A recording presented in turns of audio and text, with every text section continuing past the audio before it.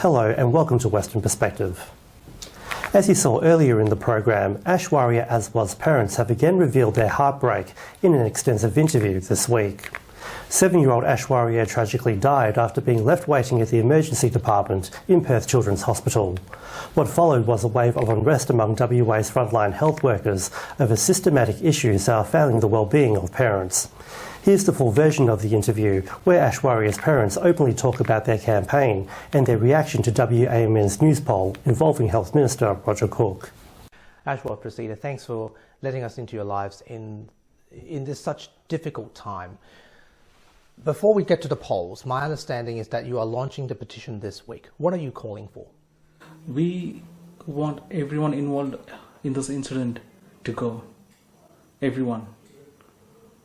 And we want to start from the top, and the juniors would be investigated by APRA, and the rest we asking them that they got to go. Do you sympathise with the frontline staffers? It's a very difficult question, because they are the ones who let us down.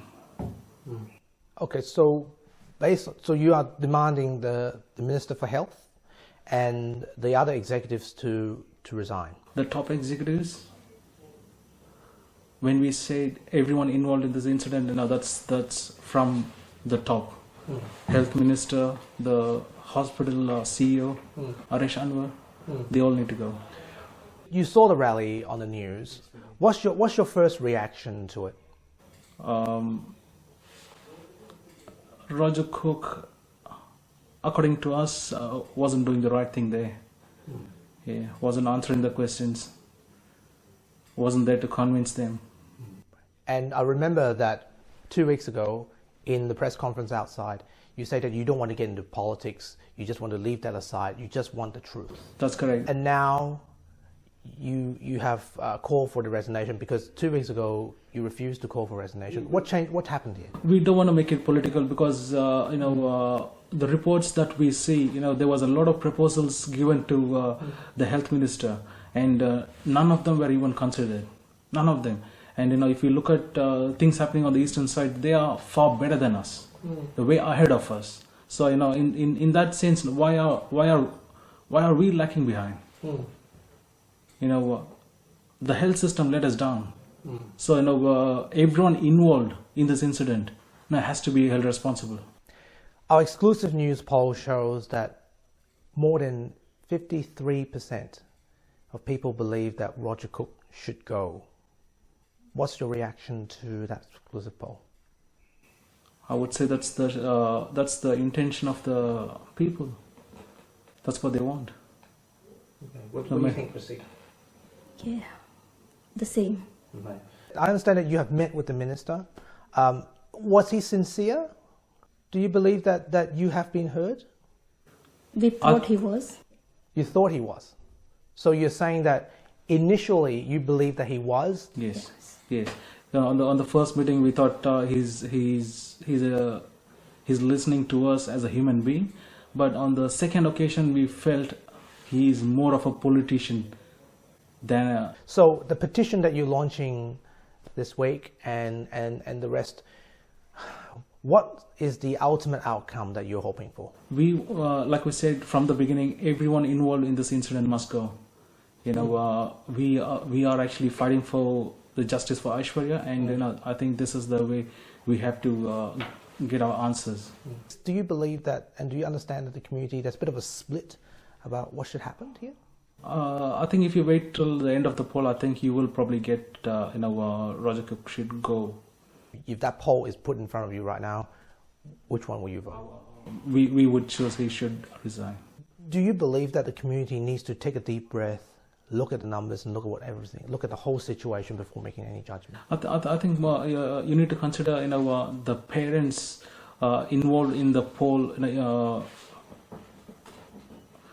I mean, if you give a bit more importance to the parents in the poll, I think that would be a true indication of the poll.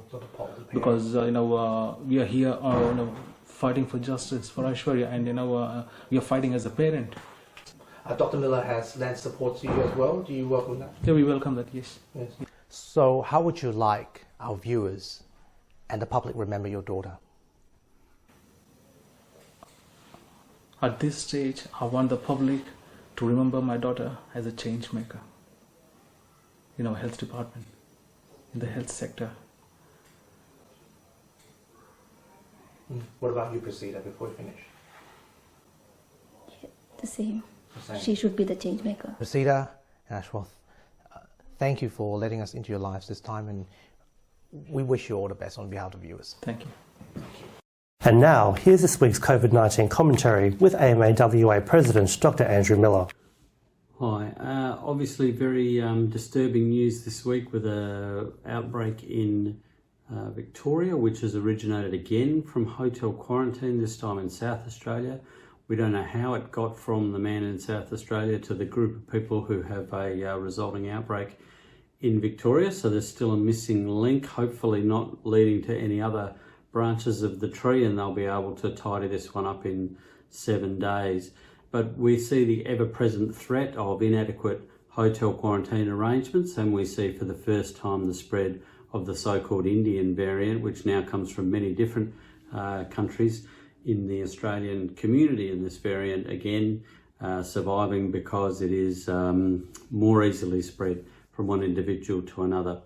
We need to prepare now for this kind of outbreak in Western Australia by moving to proper quarantine with air gap. We need to fix the hotels and give the people in there N95 airborne level PPE, and we need to stop pretending that our quarantine is adequate and that our preparations for healthcare workers and others are adequate, because we don't yet have those airborne protections, and that is grossly negligent from the federal government's guideline point of view.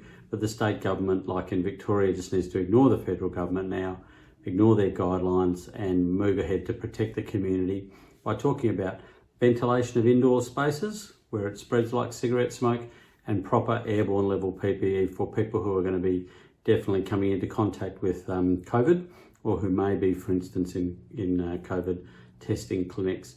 So hopefully we can get on top of that. More vaccine becoming available to people, and people should definitely get the AstraZeneca vaccine where they're eligible for that one. Talk to your doctor about any concerns around the rare blood clotting disorder. Definitely still better in the case of an outbreak to have been vaccinated than not vaccinated though, and hopefully we'll see some Pfizer very soon for the younger age groups, and then to mop up those in the older age groups that have not yet been able to have AstraZeneca. In relation to important events in our public hospitals around Aishwarya's unfortunate tragedy at the Children's Hospital, we saw a rally this week, unprecedented, joining together of the doctors and the nurses to say we've had enough. The system has been run into the ground over the last 10 years or so. It's gone from being the previously world-class emergency access system to one that's really just held together by the goodwill of the staff involved everywhere, across all the emergency departments. The Children's Hospital probably has the best deal now, with more staff, more equipment, lots of attention on there after a tragedy. Sadly, a very predictable tragedy, as the Health Minister himself had predicted. So interesting to see the results of the WAMN Newspoll, and sad to see the parents having to come forward with a petition of their own for the removal of the Minister and senior staff at the hospital there. And I'd urge you to consider talking to your local politicians, talking to media about your own experiences with emergency care, because our very wealthy community deserves better. Thanks for your time today. That was Dr. Andrew Miller, and that's WP for this week. We'll be back again next time, but for now, it's back to you. Thank you, Nelson. And here's Leo with what's coming up on 6 News special Melbourne lockdown coverage. Thanks guys, tonight on 6 News breaking news: Victoria on edge now 3 days into its 7-day snap lockdown, but it could all be extended depending on how many cases we get in the next few days. torch out to one political commentator who he says points the blame squarely at Scott Morrison. Plus, WIN Television accesses 9 local news bulletins in yet another cut for regional communities already dealing with the loss of many print and radio services. We'll speak exclusively to a former WIN journo about the story you saw first on 6 News. And it was a theory many dismissed as a conspiracy, but now many are asking, did COVID-19 come from a lab in Wuhan, China?